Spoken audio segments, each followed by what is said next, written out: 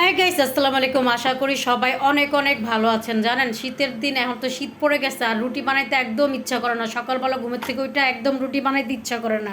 তাই এর জন্য বিকালবেলা আমি রুটি বানাই রাখতেছি, যাতে সকালবেলা উঠেই যেন আমি নাস্তাটা দিয়ে দিতে পারি। তার জন্য যে সকালবেলা উঠতে অনেক কষ্ট লাগে, তাই যে দুপুরে বিকালে রুটি বানাই ফেললাম। তো রুটিটা বানাইলাম কিভাবে সেটা আপনাদের সাথে শেয়ার করব।